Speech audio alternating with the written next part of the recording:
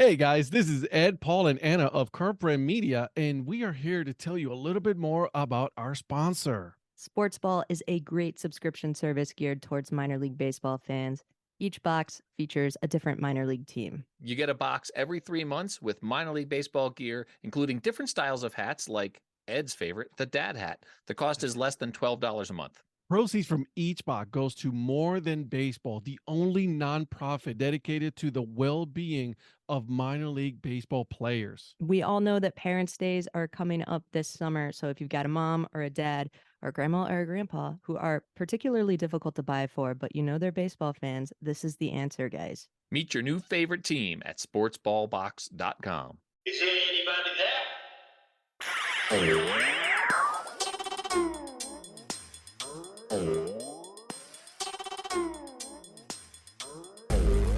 What's up, guys? Ed here. On this episode, I have absolute pleasure to sit down and interview Hardy the Hat Guy. We talked about his very vast and very large collection of hats from the state of Indiana. We talked about his travel display that he takes all over the state. And then we also talked a little bit about wiffle ball. That's right, wiffle ball. So, without further ado, I'll give you the episode. All right. Well, I want to welcome you guys to yet another episode of the Dad Hat Chronicles. Obviously, my name is Ed, and today with me, I have the pleasure to talk with Hardy the Hat Guy. What's going on, my man? I am good, brother. I tell you what, I heard about this show a while back. I've listened to every single one of them, and I've been collecting my whole life. So I'm like, a guy's got a show just on collecting. I'm in. I love it. Right. I mean, what's not to love about talking to other people about their collections, right? Oh yeah, and I've listened to every one of them. I mean, of course, you know, you had Eric the Peanut Guy on. I mean, who doesn't love that guy?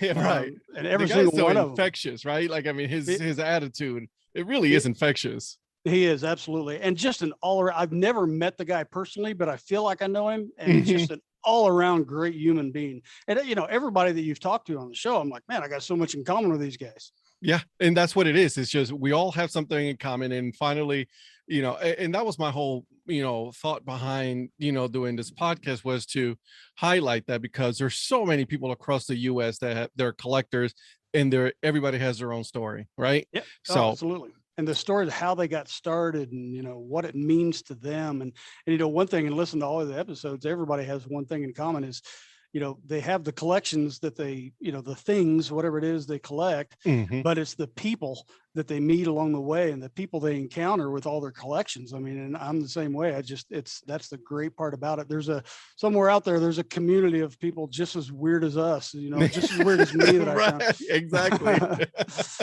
That's so true. And that's the fun part, right? Because I'm sure that you can pick one hat that you've collected and you have a story for that hat, the person that you met, and you know what happened that day, you know, that interaction. So that's the beauty about everything that we do as collectors, right? Well, and I always say it's a hat and a handshake. I Yeah. think my favorite collection of, I mean, I've been collecting my whole life something, and Mhm. I think my favorite collection is handshakes. And now, because most of it, and we'll probably talk about this, Mhm. but most of my specialty collections are tied to a handshake. That's which, awesome. which has led to a lot of selfies, and that, you know, that's another story. That you're collecting a lot of photos. Yeah. Well, let's begin by the one question that I ask everybody. Let's go back to your childhood. Mhm. You know, what was that moment that got you started, you know, what made you become a fan of Mhm. sports all around? Well, and that also kind of leads into, you know, one of my big specialty collections are amateur baseball hats from teams in Indiana. Yep. So to kind of tell that story, how I got started, I got to kind of tell the story of why I'm such a big fan of amateur baseball, specifically high school. Yeah. I grew up, you know, I'm your neighbor to the west here in Indiana, Mhm. right on the Illinois line in the middle of nowhere, surrounded by, you know, cornfields and woods. So there wasn't any nearby Major League Baseball team or even minor league team for that Mhm. matter. But growing up, you know, like every other kid, I had, you know, a closet full of baseball cards and I knew Oh, yeah. all the stats, everybody just from baseball cards. And my grandma, all your guests have told stories about the different family members who have, got them into it. One of the big ones for me was actually my grandma. My mom's mom was a baseball collector, Really? baseball card collector from a long time ago. And my mom, I always give her a hard time about it because she had Mickey Mantles, Yogi Bears, she had all those cards. What? And they lost them. But Oh, so my grandma was a big baseball fan her whole life, and she would cut the, you'd get the line card in the newspaper every day growing Yeah. up, and she would cut them out and give them to me every day. So I knew the cards, and with the cards and the newspaper articles and everything like that, I knew everything about every player, but I'd never seen them. Mhm. With 2 channels on the, the rabbit ears on the TV, and definitely no ESPN growing up in the early 70s. Right. I didn't see any games.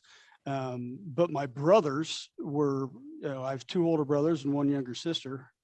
We always joke that our sister was the best athlete of all of us, but they played baseball. So I was a big fan of them. I could tell you the stats of, my oldest brother was 6 years older than me. And I could tell you the stats of every player from their little league all the way up to graduating high school. No way. Yeah. So I became just this big fan of, high school baseball was the only game in town. That was the baseball I got to see.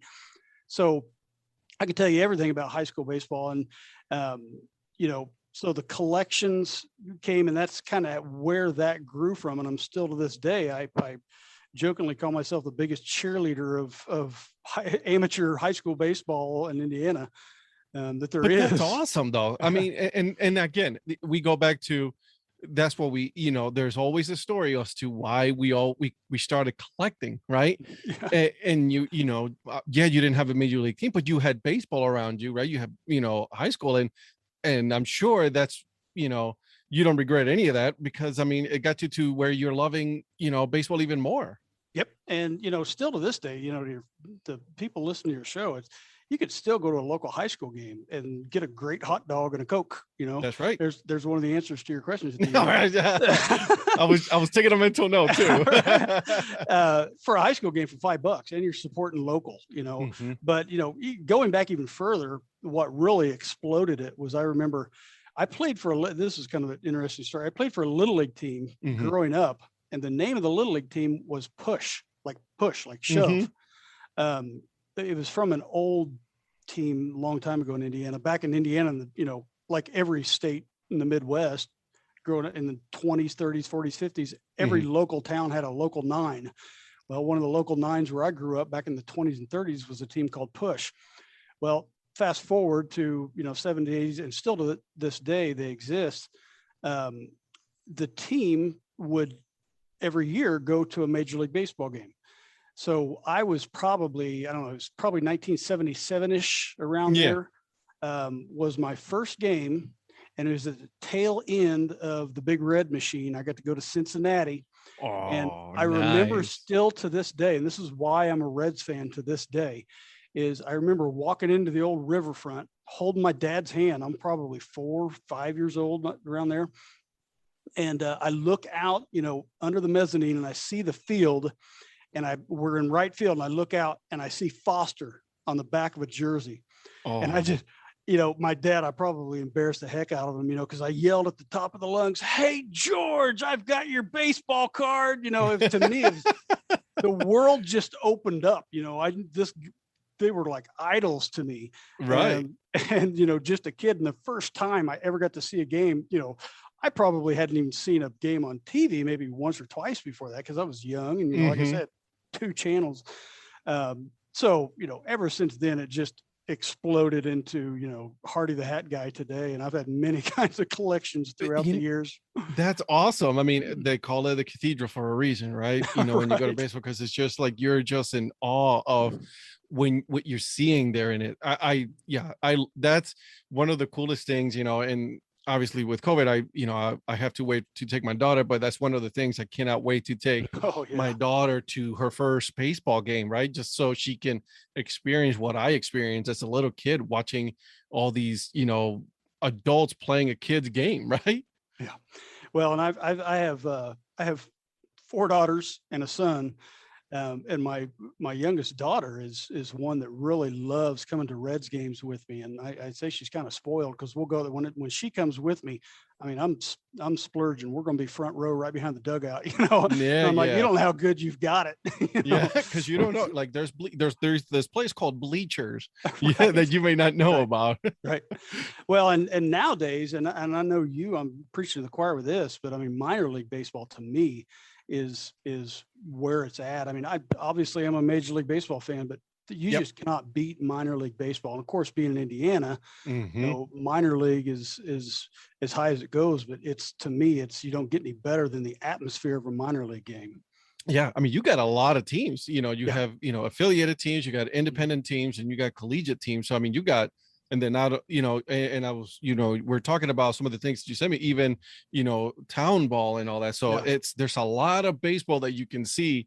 One that's affordable, right? Oh yeah. And it's a good night, and there's the main thing that I keep telling people is like, listen, you have a hard day at work, or you're having a rough day wherever, and you go to a ball game, and for those 3 hours you forget everything, just enjoy the ballpark because it's entertaining, and it's baseball, right? The atmosphere, the entertainment value of a minor league game is for people that aren't into minor league as much as major league, or the casual baseball fan that'll go to a major league game every now and then. Oh, they really like it. You need to hit your minor league games. In Indiana here, of course, we have the Fort Wayne Tin Caps, Indianapolis Indians, South Bend Cubs. Then we have some of the affiliate teams, the Gary South Shore Railcats, and on down the line. And actually, an article Indianapolis Indians, Victory Field, and Fort Wayne Tin Caps at Parkview are annually one of the, 2 of the top minor league baseball stadiums in the country, no matter whose stats you're looking at. And the atmosphere is fantastic. So, I've probably got 30 Indianapolis Indians hats and another 20 or 30 Tin Caps hats, and, South Bend Cubs. So, I still have to get me. I need a Tin Caps hat because I don't have one yet. I need to get one of those because I think it's one of the, their coolest logos. Plus, their Copa logo is hilarious too. The Manzanas de Luchadores. I think there you go. Good job. Absolutely. I liked it so much. I bought 4 of them, and I'm down to 1 because I've given out 3 of them. One of the guests that you've interviewed, I don't know if it's going to air before this or not, but James with Let's Get 2, I sent him the Baseball Across Indiana starter kit, which was a hat from the Tin Caps, the Indians, the Railcats, the South Bend Cubs, the Lafayette Aviators, who actually he came to see. Yeah. So, I'm all about, I'll make sure that Tin Caps is checked off your list here soon. So. Yeah. I actually I'm waiting. It should be either here this week or next week. The Aviators hat. I got me a dad hat Aviator. So I'm very excited for that. Well, and I like to say, I know you're the dad hat, and I like the dad hats. I like all of them. I like to say I'm an equal opportunity hat collector. That's right. I'll take as long as it fits, and a lot of them don't, but I'll take the dad hat, the flat bill. To me, the only hat that's not appropriate is a Cubs hat. So that's good. I like it. I'm agreeing with you there because, I'm still a little bitter about that 2016 World Series. So yes, I agree with you. Yeah. So let's talk collection, because obviously you have a very large collection from what I understand. Have you counted them? A few times. I did after the most recent, I know this is audio, the people can't see it, but what you see behind me is a lot of hats. That's just the high schools in Indiana. Oh my God, seriously? That's just a high school part? And it's cropped out. You can't see them all, but I have every high school in the state of Indiana in the collection. I just finished that this year. And I've got duplicates of some. So, I mean, there's right around 400 high schools with a team in Indiana. And then there's duplicates. I've got some hats from high schools that don't exist anymore. So I've got about 450 or so high school hats. Wow. At least one of every college in Indiana. college summer league. I'm working on American Legion travel ball, of course, all the minor league teams, MILB, and then you throw in 50 Cincinnati Reds hats and every other major league team. And we're over 1,000. I know that, probably around 1,200. Oh my God. You are officially the one person that has the largest hat collection that I know. Well, I tell you, that's amazing. I thought that too, but then some of these guys, like the guys that run the weekly show on YouTube, at the top of my head, I can't remember their name, but one guy that won the Lids Ultimate Collector, I think it was 2 years ago or something like that, was over 4,000. I'm like, I got some ways to go. But to me anymore, it's not, and I know this is cliche, but it's not really about the quantity at all to me. To be honest with you, I haven't bought an MLB hat in probably 6 months. And that's like, for us hat collectors, that's like worthy of a chip. That's like congratulations. Yeah. My name's Dan. It's been 6 months since I bought an MLB hat. But I made a vow that I wouldn't buy any until I finished the high school project, because I traveled around and I picked up 90% of those. Well, more than that, probably 95% of them from the coach directly or from the school. And then, there's things that are going to come of that. They're not just going to hang out in my closet in the hat cave, I call it. So, yeah. So tell me, because I'm very intrigued by this, because you literally travel to every high school. How do you go about it? Like, do you contact them ahead of time? How do you do this? Yeah, a lot of coordination. I started out in 18 is towards the tail end of the season, spring baseball season in 2018, I believe it was. And I got a couple, and of course I'd already had, I've got, hundreds and hundreds of hats already. And I'm like, what? So somebody I was coaching at the time, and I always put quotes around when I say coach, because I was just the adult on the field, and that's even questionable. Right. I never was any good, but we had fun. So somebody told me, you need to start with high school. You need to do the high school thing. So I don't do anything, half tilt, and I go full out with it. And so I started kind of slow. And then I talked to another media guy in Indiana, a guy named Greg Rakestraw. He does media, he is the amateur sports media guy in Indiana. And he said, if you're going to do this, you need to get on Twitter, because I was not on Twitter. Before that. Absolutely. Yeah. And I tell you, I got on Twitter and started posting every time I got a hat, and then it just exploded. It just blew up. I still had to talk to a lot of, reach out to a lot of people, but then people started contacting me. And that's I don't want to say it got easy. I still put around, 10,000 miles just within Indiana on my car getting it done.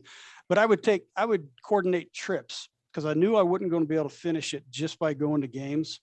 So I'd coordinate a trip. And like Northwest Indiana, we call it, it's the East Chicago, the Indiana side of Chicago.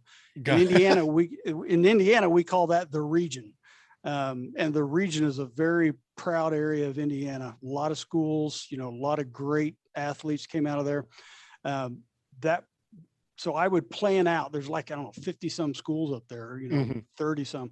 And I would plan it out. I would coordinate them. I'm going to be at your school at this time, and then I'm going to the next school. I coordinate down to, I give myself 15 minutes of flex time going between schools, because a lot of times I'd go there and I'd talk to the AD and the coach, and we'd end up talking for a half an hour, because they're interested in the project. So I had to give myself some flexibility. It's kind of funny on the collections. I talked to there's some schools up in Northern Indiana that no longer exist. And I went there the last year the school existed. Oh, wow. And so the AD would talk to me, and they gave me banners for the school. I've got shirts. They would send me shirts. That's awesome. Like high school shirts. So, I've got a bunch of shirts and banners. But yeah, to be honest with you, I tell everybody I've got the best hobby in the world. Just the people I've met and the traveling. The experience alone. Oh my gosh, it's so much fun. And a kind of a history buff, especially of sports in Indiana. Everybody knows of the legacy of basketball in Indiana, but really getting to know the legacy of baseball in Indiana. Because it's our history. We don't have a Major League Baseball team, but this is a baseball state. We are rich in history.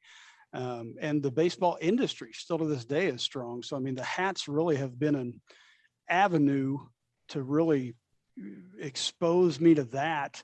And I'm, going to run with it a little bit going forward too. Yeah, absolutely. You should. I mean, it's amazing what you're doing, right? Because you're keeping history alive. Think about that, right? Yep. Like you say, you're a history buff. So you are literally a historian of the sport for the state of Indiana. Well, and it's, I don't want to oversell us, but, there are a bunch of stories like, you could look up the Fort Wayne Kikiangas sometime. Kikiangas. Yes. Fort Wayne Kikiangas was just a quick story here for you, just to kind of sell it. Yeah, absolutely. Go for it. Fort Wayne is another area. It's over towards you. It's right near Ohio on the northeast side of Indiana, and a great history in every aspect in that community. And of course, it's where the Tin Caps are. Back in 1872, I believe, give or take a few years, I'm off there. The American Association was formed, which was the first league. If you look at MLB from a genealogy standpoint, so to speak, American Association eventually came into modern day Major League Baseball. So it was the first league that was in that lineage of Major League Baseball. And the first game in that league was in Fort Wayne, Indiana, with the Fort Wayne Kikiangas, and they played Cleveland. I kid you not. And that's amazing. So the first game of professional baseball in the league that led to eventually American League or Major League Baseball was in Fort Wayne, Indiana. And that's just kind of, one tidbit of history that's awesome. Nobody will know about that has came from hats. That's what I'm saying right there. Like we're collectors. Absolutely. But the history behind the collection is what really makes it worth the whole experience, right? Because you're just, you literally just taught me something today, just now. Like I didn't even know that. And I believe it was the Cleveland Spiders, not the Defenders. Yeah. Oh God, I love that name. I love the Spiders. I wish the color, the Guardians. Anyways, or Guardians, could be whatever name as long as whatever. So you're done with the high school now, right? Well, there's new schools coming out. Of course, the two schools that in Hammond, Indiana, that are merging. There's going to be a new school. So next year I got to get that hat. There's a school Union, and there's two Union high schools in Indiana, one over towards Ohio, actually, that started this year with JV baseball. Next year they have varsity. So I got to get that hat. There's always going to be a new school. And I've got coaches already contacting me. Hey, we're getting a new hat this year. Where can I send it? That's awesome. That's pretty cool because you're just now, they're contacting you like, hey, just so you know, here, it's coming. Yeah. Well, and I really owe these coaches a lot. I've got to meet so many of them. We're going to do some things with it going forward next year, but they know they're not just hanging out in my closet, that I'm going to use them to promote amateur baseball in Indiana. Cause I mean, not just Indiana, but anywhere, baseball is it's not football. It doesn't get the recognition football does. And definitely within Indiana, it's not basketball, because Indiana is, first and foremost, historically anyway, a basketball state. So it doesn't get the coverage of some of the bigger sports. And I'm not, angry at that. That's, just the nature of the sport. But there's some ways things that we're going to do to promote it going forward. So, the coaches are, they're all on board with this as well. So let's talk about that because, I personally want to know more about it. So how is it, is it in 2022 that you're going to be doing a new project, right? Yep. So tell me about that. Well, it's, and I like to say up front too, it's non-commercial. And the reason I say that is a lot of the hats like that you see behind me were donated. Once this project really got going, the coaches said, hey, let me donate one of our hats to you. And I always offer to pay and everything like that. But so as part of that giving back, I don't want anybody to think that I'm profiting off of these hats that have been donated to me. But we're going to start a weekly show called This Week in Baseball Across Indiana. And me and a guy named Steve Craw, who runs a blog. He's when I think of him, if you think of the old Brooklyn sports writer, just that old 1950s sports writer, that's covering the beat every day. He's kind of that guy for baseball in Indiana. Then we got a guy named Jeff Luzader. We call him Sweet Lou out of Lafayette. And he's kind of an old school guy like me too, just a baseball nerd. So the three of us are going to get together. We're going to put on a weekly show, This Week in Baseball Across Indiana. Between the three of us, we have a lot of contacts. So we're going to have some big names on there. That's pretty awesome. A lot of people, and we're just going to cover the baseball scene in Indiana from the Indianapolis Indians in AAA all the way down to the 1A local high school that'll, can barely get 5 people in their stadium. So, we're going to cover it all. That, you know what, you got to let me know, because I'm very intrigued by this, because this is cool. Because I mean, this is why, and I was talking to, having a discussion with James about this, is that the beauty of what we do is like my podcast, his show, your show coming up, and Josh Durham, his show, is like it highlights minor league baseball and amateur baseball, but we all do it in a different way. And it's awesome. Yeah. I can't do it. I can't put it any other way. My wife tells me that I say that a lot. Yeah, it is awesome. And I that's crazy good. Well, if you look at amateur baseball in general, from, high school fans like me all the way up to the minor league scene, it's full of people like you, like James with Let's Get To, like the personality of Eric the Peanut Guy. And, all over the state, all the people, the ballpark hunters, all over the country, there is a great fan generated content base that, on Twitter and everywhere else, guys doing it like you, that really makes for a out of the box entertainment. It's not just a bunch of people that are Joe Buck, boring everybody with stats. It's behind the scenes. It's the dad hat and everything else. And I love every part of it. Right. And I'm, listen, there's a place for analytics, and there's a place for all of that. That's great. Right. I am not discounting any of it. Absolutely. Right. But what we need to remember also is that there is the entertainment side, there is the human side of sports, right? Because, I'm sure you're also going to be highlighting town ball as well in your show, right? And there's a lot of cool stories behind that, so I think I saw a documentary, Old Town Ball, I think it was called, a few years ago. It was talking the same thing. So, I mean, I love that, you guys are highlighting the human side of sports across your state. That's great. Yep. I love it. And on as far as the aspect of covering every amateur level, actually my hat collection, some of the most unique hats I have include the Circle City Wiffle Ball. Yes, Circle City Wiffle Ball is a wiffle ball league on the south side of Indianapolis, and their stadium, for I think it was 2 years in a row, won the National Wiffle Ball Association. It's a thing, and it's a big deal. Oh my God, hold on a second. I love wiffle ball. It is. Oh my gosh. For you people that do the slow pitch softball thing, which I like that too, but this wiffle ball thing is nuts. I mean, I love it. They won the National Wiffle Ball Association Field of the Year. This guy built a field of dreams in his backyard wiffle ball field. I'm talking wood fence, lights, cameras. Are you serious? It is crazy. If you look up Circle City Wiffle Ball, you'll see there, and it's kind of crazy because it's in the subdivision, and you drive in, you feel like you're driving in someone's driveway, but then you go around the back, and then it just opens up, and you can almost hear the in the background, because it's just it's like every kid's dream, or big 50-year-old kid like me that wants that backyard. I mean, it's crazy. And they had the tournament recently, and it was covered by a local media station. I mean, so it's so things like that. If they're that passionate about it, I'm in. I want your hat. Yeah, I want a dad hat from them. Right.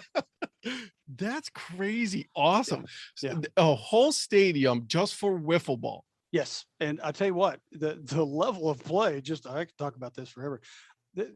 one of the game I went and shot some video and things for him last year. It might have been a year and a half ago, but the pitcher that I was watching, he was a senior at University of Indianapolis. And it was 2020 because he was pitching for them because their season got canceled in 2020. And they're throwing from, I think it's like little league distance. It's only like 60 feet or something like that. Yeah. And he's throwing 90 miles per hour. And the ball curves like a Scherzer. Yeah, because of the holes in the wiffle ball on the one side. Yeah. And he's throwing 90. I mean, it's just nuts. Yeah, I couldn't hit it with a tennis racket, So, I mean, as far as entertainment value, I mean, that's, if it's got a stick and a ball, I'm in, So I got to look this up. I'm looking this up as soon as we're done tonight because I definitely want to see this stadium. That's awesome. So, as a matter of fact, in Indiana, here's another piece of tidbit of trivia for you. A guy played in 2 leagues. One of them was in Northwest Indiana, and then 3 hours from there, just south of Indy, is another big wiffle ball league. He played in both of them. That guy, and I can't remember his name off the top of my head, got the National Wiffle Ball Player of the Year 2 years in a row. So yeah, Indiana's wiffle ball scene's a big deal. That's crazy. Yeah. And I'm sure they have their own hats and their own uniforms and all of that, right? I reached out to them. Yeah, there's so every team that's got a hat, I'm telling them, coming up years, I want your hat. And so I think the word's out now that if you're a baseball or baseball related team in Indiana, they're going to be getting a call from you. Got to make sure you get a hold of Hardy the Hat Guy if he hasn't already got a hold of you. Right. Like if you have not gotten a call, you will be getting one in no time. Don't you worry. Right. I had to draw the line somewhere because, first of all, with I'll never get every travel ball team because travel ball teams change every year. But there are some franchises that are established. So, I've got about 15 to 20 of those. American Legion teams is one of the big Actually, I've got a documentary coming out. I try to pick one project every year for a documentary on baseball history in Indiana. And this year I'm working on one on American Legion baseball. Oh, that's pretty cool. Because I just think it's a great quality, great formula because it takes the best of local ball and travel ball into one. Because it is travel ball, but it's local kids. So, so very, that's kind of a soapbox of mine. I can talk about that for a while, but Please of course do. I'm going to get all those hats as well. So that's wow. So so every year you pick a different project, right? You said? Yep. Are there all like documentaries or what do you documentary style? Now, like last year, 2020, it was, I told all the people I interviewed with this, 2020 kind of made this happen, allowed this to happen. Cause some of the people I talked to, I wouldn't be able to talk to if it wasn't, if they had a season. But last year I looked at non-coaching, non-playing careers in baseball. So I talked to the marketing department with the Fort Wayne Tin Caps. I talked to the groundskeeper for the Indianapolis Indians. I talked to the president of the South Bend Cubs. Then I talked to media personalities, so it was probably a 4-part series. And I've done some short ones in the past, but I'm those. And then this year I'm starting the American Legion one. Then I've got some lined up in the future as well, because there's a lot to talk about. That's crazy. And then you're going to be releasing them eventually, on your own channel or. It'll probably all come through.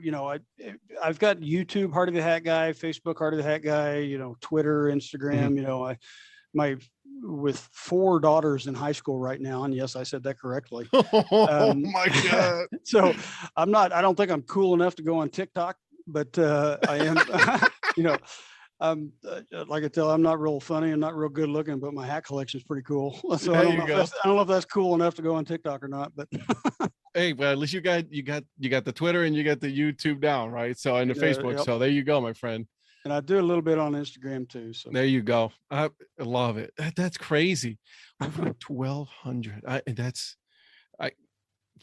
crazy. I'm just flabbergasted at the fact that you have that many. I'm so I don't even feel like I should be in the same presence as you right now. I only have like 135 of them. I was showing, I call my closet the hat cave, because I've had to adjust it quite a few times over the years to accommodate all of them.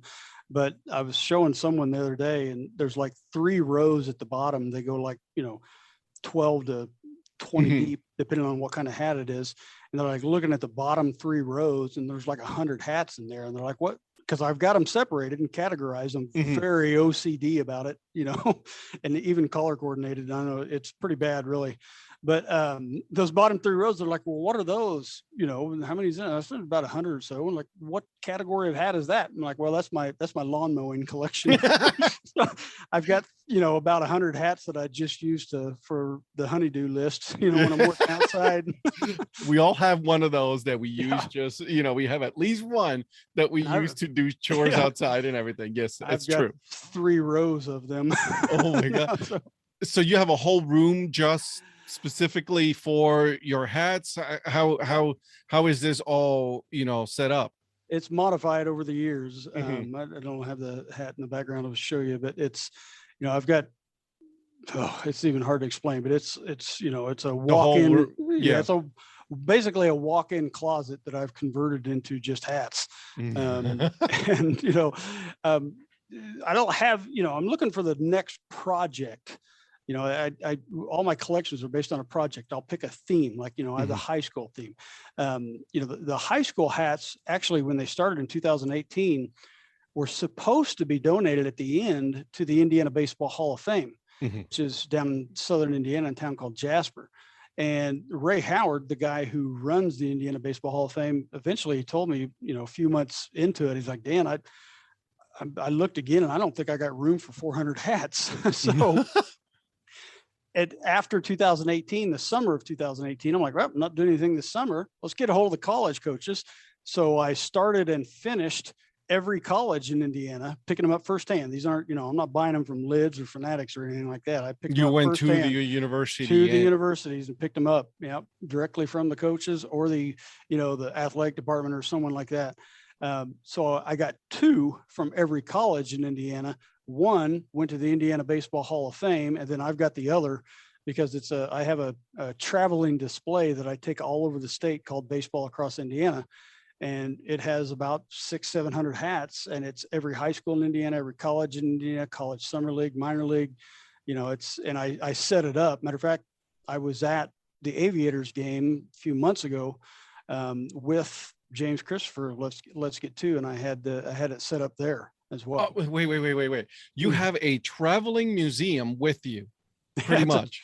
It's a traveling display. And I'll tell you, on my YouTube channel, because I looked for a full year on how to set up a hat rack that'll hold 1,000 hats and still get it to fold up and be portable enough that I can transport it and set it up quickly and then pack it up. And I kid you not, that you can look it up on YouTube. I will. Hardy the Hat Guy hat rack. I think it's called portable hat rack display or something like that. And I described how I eventually designed it. And it's basically if you think of those wireframe closet shelving systems. Yeah. Well, and you can see it. The people listening to this can't, but behind me, it's the end result is they're 2 foot wide by 8 foot tall. And I string together like 20 of them, depending anywhere from as many as I want because it's portable. And so it'll hold, each 2 foot section will hold 48 hats, and then you string them together. And the way I'm looking at it right now, the way you have it display is like if you were to go into a lid store, but on steroids. Well, here's the OCD part of that picture that the people listening to this can't see it, but one thing you'll notice are all the bills are lined up. Oh yeah. Oh, very meticulously done. Along with the color coordination. And I'll tell you, I don't work for them. I don't get any feedback from it, but I use a clip that's from it's called and man, it's leaving me as I think about it. I'll think about it in a second, but I got a specialty clip that I put the hats on, and then I hang the hats on the display. And so I've got all not only color coded, but all of the flat bills are together so that the lines are straight. And then I've got all the bent rims, all the dad hats above that, so that everything's lined up. Oh yeah. I mean, This is a very impressive display that you have going on right there, my friend. I have some work to do is what I'm going to say now. And I got that a lot of all work to folds do. That all folds up and fits in my car. Yes. That's I don't have to, I don't have to have a trailer. It all folds up. 1,000 hat portable hat display, hats plus the display all fits in my car. Now I can't see out of any of the windows but the front one and the driver's side, but it still fits in my car. But who cares at that point? That's impressive.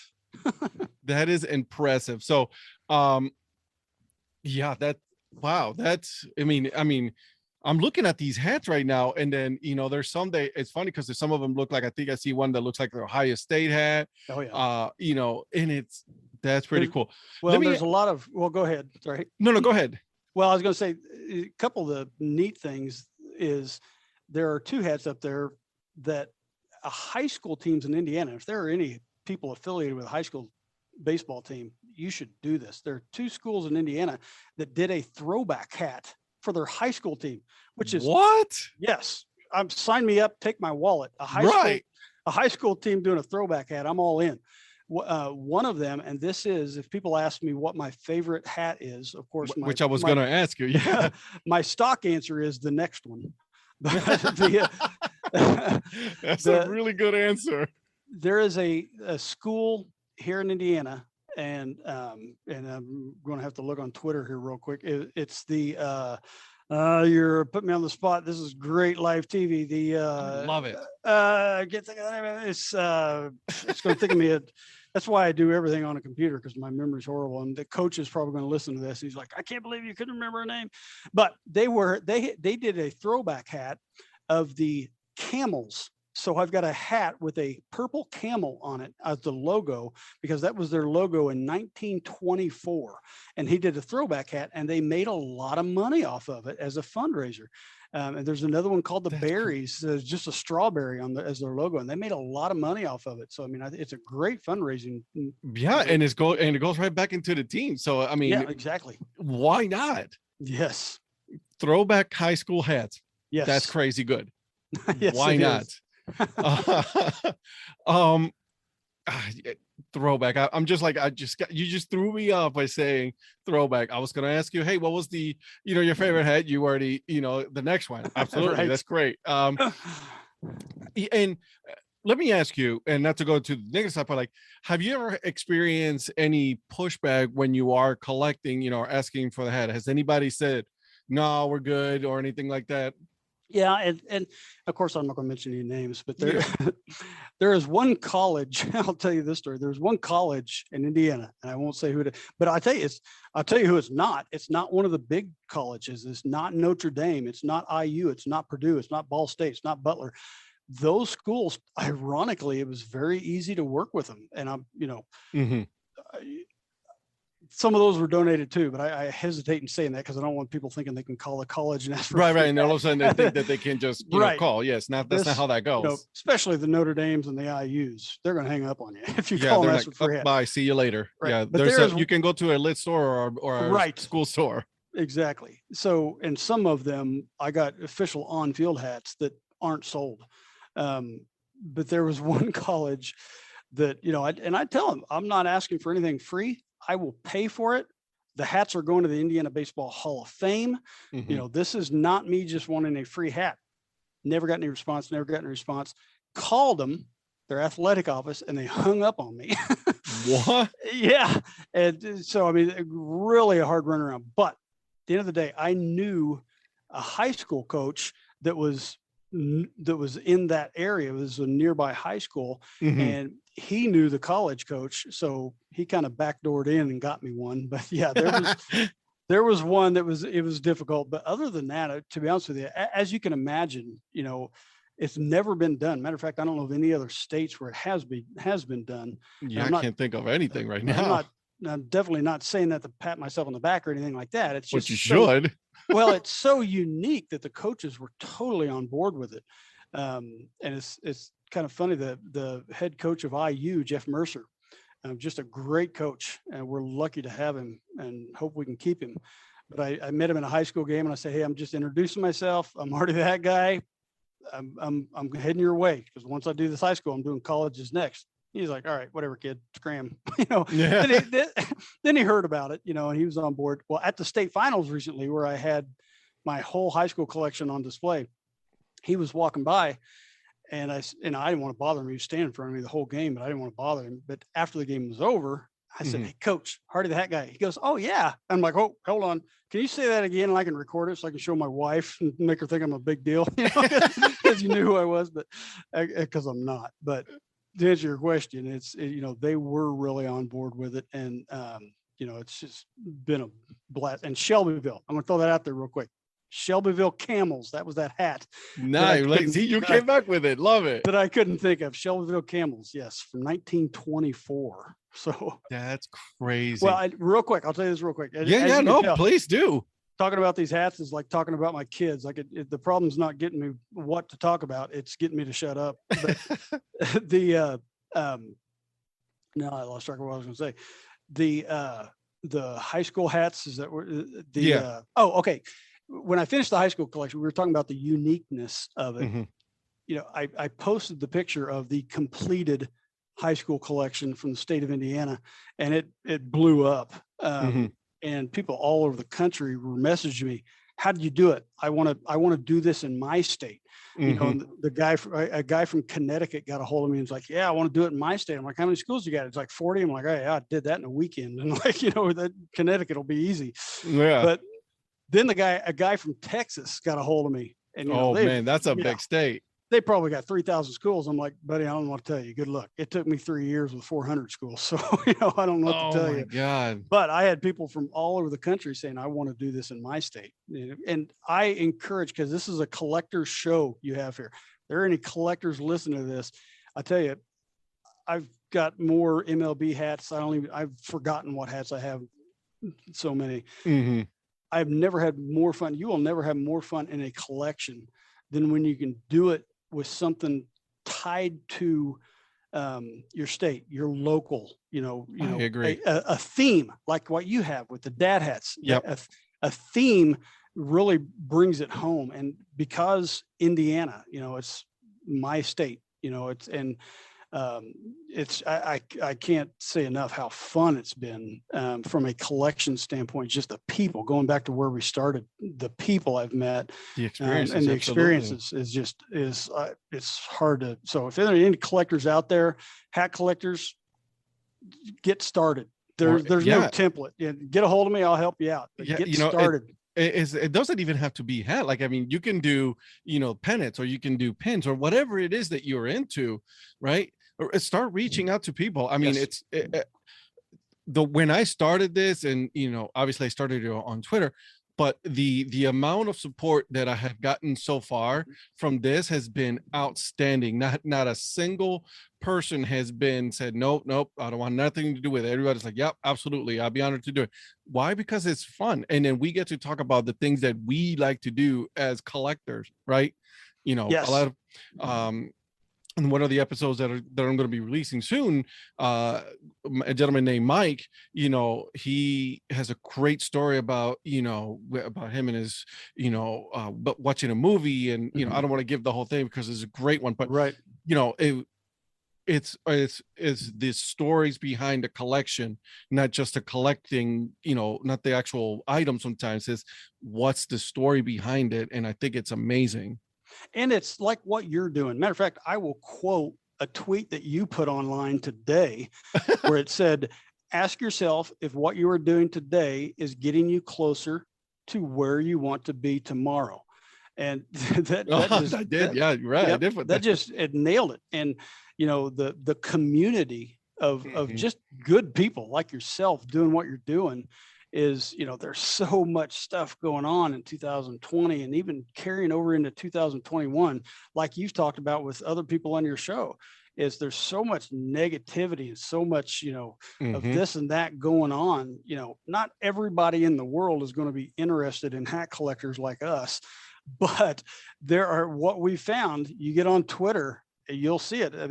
We are not alone. Oh no, absolutely not. I think there's so many people that I've heard that could say the same story. You have this passion for this kind of unique collecting thing you're doing.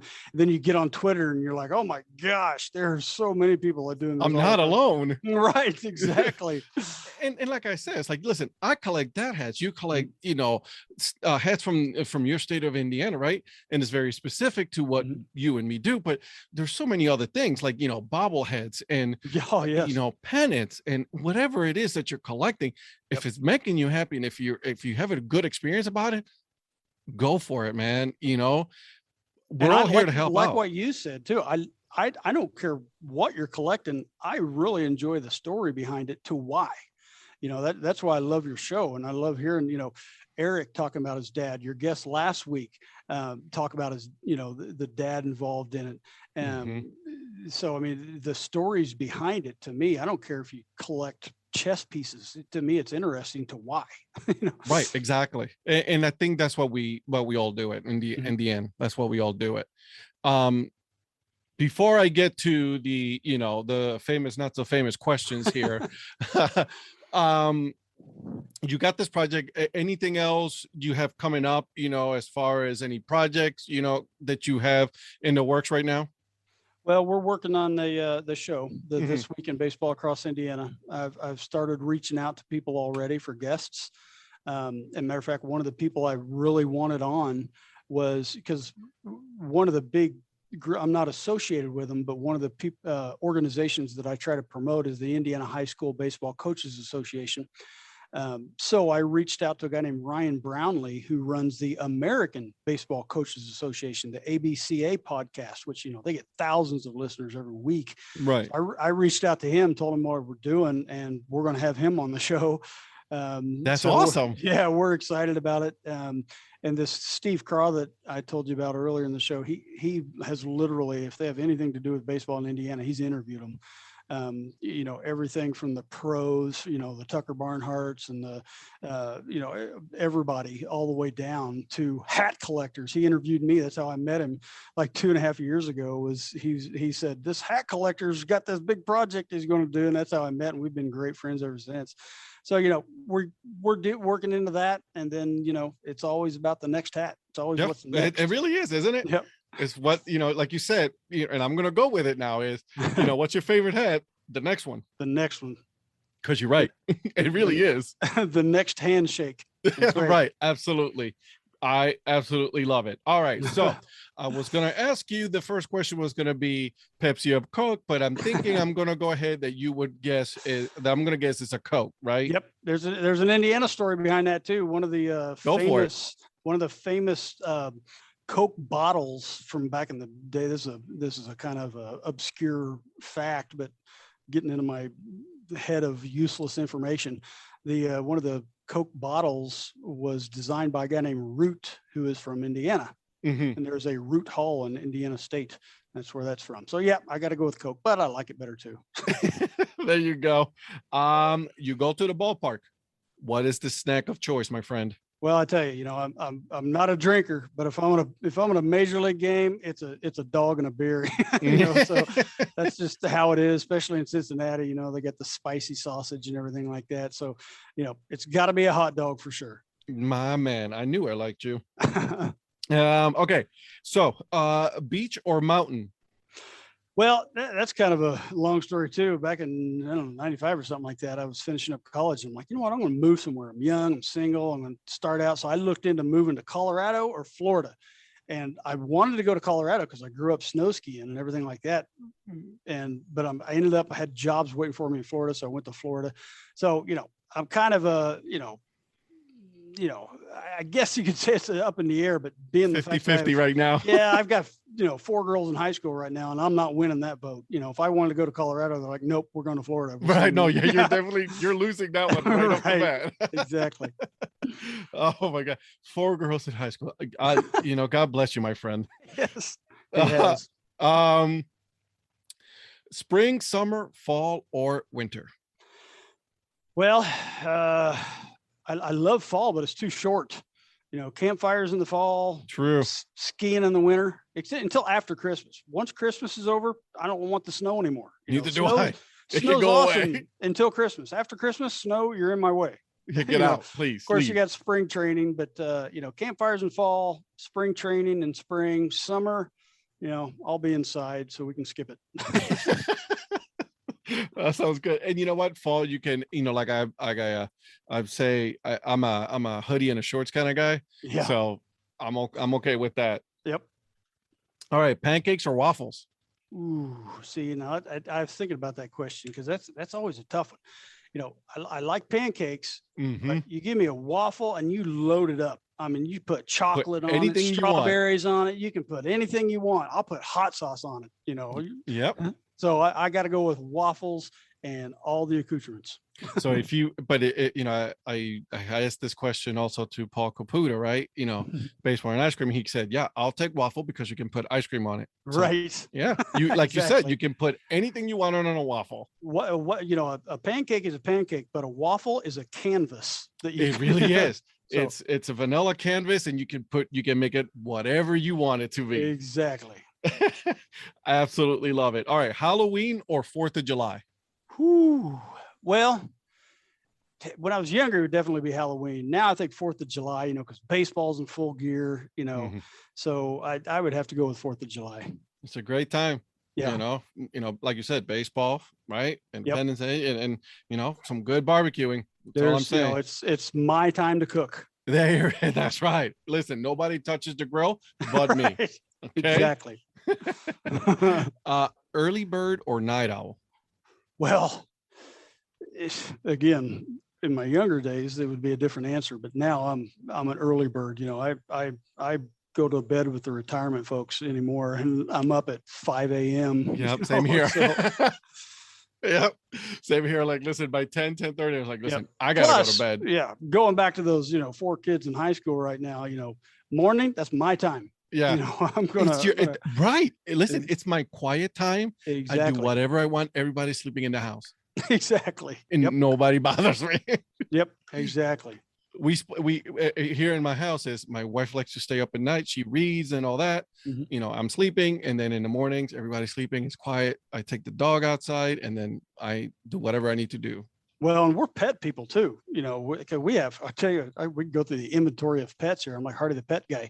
I mean, we've got 5 cats, 2 dogs, a bearded dragon, a duck, and 5 chickens. Oh my god! And no, we're not farmers. I live in town. You can have chickens though in town. That's awesome. 5 chickens. That's crazy. I love it. Theme park or water park? Well, as a kid, definitely theme park, but now my gut can't handle roller coasters. Oh, And I'm with you. again, I got to bring up the 4 girls in high school right now. You're gonna lose the battle. Yeah, I'm going to lose the battle. We're going to a water park. So, and I'm You're over in the dad lawn chair, just hanging out. just hanging out, leave me in the Yep. back. I'm just gonna be here, guys. I'm scrolling through lids, and they're out having fun. Right, exactly. And that's our fun, right? We're Exactly. hanging out, looking up, because that's what I do. Yep. I spend my time a lot of times on the internet looking for hats and on different websites. I'm with Oh, you there, yes. my friend. All right. Cook a meal or clean up after? Well, I do like to cook, and Mhm. 4th of July, I've got that roped off. That's mine. But, Right. I'm a meat and potatoes guy, but my wife and kids are not, and my wife's a good cook. So I'm a cleanup guy, and I'm proud of it because I like to cook. Doesn't mean I'm good. My wife is. Hey, there's nothing wrong with that. I mean, we got to do our part, Yep. in the kitchen. That's all I got to say. That's right. All right. And then deep dish, right? Or, Chicago style or New York style. This one's easy. I've been listening. I studied up on these questions. I listen to you every week, and I am definitely a New York style guy. Right across where I work downtown Indianapolis, right on the circle in the heart of Indianapolis, and I overlook right outside is a place called Giorgio's Pizza, Mhm. and they sell it by the slice, and it's a big, wide New York slice you got to fold up to eat. That's what I'm talking about. New York slice every minute. My man. Love it. I love it. Well, I want to thank you because this has been a lot of fun. Thank you for coming on this podcast. Where can people find you? Anywhere where there's hats. Twitter, Facebook, YouTube, and Instagram. It's Hardy the Hat Guy, soon to be Baseball Across Indiana. It's not there yet. And I'll tell you just real quick, I want to thank you for what you're doing. I would tell you, like I was saying, that community of fans doing their own thing, and you're one of them, and I absolutely love it. So this is, and I appreciate it. Thank you. I Tune in appreciate every it. week. I'll be watching because I'm definitely going to be looking forward to, Baseball Across Indiana. I think that's great. Love it. And I got to get to Indiana to watch a baseball game, whether it's at the Indians or at the Tin Caps, for sure. Yep, I'll tell you, those two great fields, and like already, I'm preaching to the choir here. Minor league baseball, I can't say it enough. It is absolutely. I love, yeah. For a family or just like me, I will get on StubHub and buy a $5 ticket to the Indianapolis Indians and just head there after work. We'll sit in the lawn. So I mean, minor league baseball games is just for entertainment value. It's just you can't beat it. You can't beat it. And if like you say, you got a lot of kids and all that. Sometimes you go to a major league game or NFL or NBA, whatever, right? Those major sports, it can get expensive. Well, you really compare quick. it real quick, and you compare it. Let's look at just entertainment, though. Sorry, you got me going here. My ADD's kicking in, but you compare like a family my size, or even a family of three. You go which to is my family, yeah. Yeah, you go to the movies. You're spending $10, $15 a ticket, or 20 or whatever. Well, however it is now. Yeah, and then you haven't bought the popcorn and Coke or the yet. drinks or anything. Yep. Yeah. Before long, you got a second mortgage on the house. A minor league baseball game, on the other hand, you can take the whole family there, and you're talking. Yeah. You're not just staring at another screen. Exactly. So, but no, I could talk all day on the value of entertainment for minor league baseball, but baseball period. Absolutely, you're absolutely right, my friend. Again, thank you so much. We'll, like as always, we'll keep interacting on the social media sites. On the interwebs. That's right. All right, my friend. Thank you so much. Thank you. I hope you guys enjoyed that episode with Hardy. He's such a good dude, right? Now, before we go ahead and go and do our daily things that we need to take care of on our lives, make sure you go ahead and hit that subscribe button, and then also give it a good 5-star rating so that way this podcast shoots up on the rankings and more people get to enjoy it just like you. All right? Until then, keep on grinding and support the minor leagues.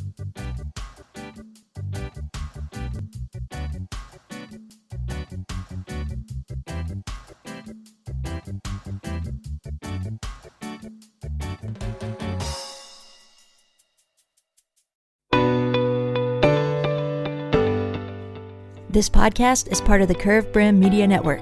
Here are some of the other members of Curved Brim Media. Hi, this is Ed Rivera of the Dad Hat Chronicles. Join me as I interview people just like you and players, coaches, GMs on the path that led you to become a fan of the sport. I'm Paul Caputo, and on the Baseball by Design podcast, I talk to minor league baseball teams, designers, and other super interesting people about what these minor league baseball logos mean. And I talk a little bit about ice cream helmets. What's up, Bucketheads? I'm Anna DiTomaso, and each week on the Baseball Bucket List podcast, I speak with a different fan about their favorite baseball memories, what the game means to them, and what's left to check off on their baseball bucket list. Hey guys, this is Patrick Larson from the Minor League Baseball Hat History Series, and in every episode I go through the history of minor league teams through my personal collection of hats. You can find me on Twitter at PatLarson1. I hope you guys enjoy. This is Patrick and Corey of BaseballMapper.com, and we have made an interactive map to help highlight all baseball teams from the majors down to collegiate summer leagues. We want to bring you closer to baseball, so get on the site and find a team near you today. Learn more about Curved Brim Media at curvedbrimmedia.com.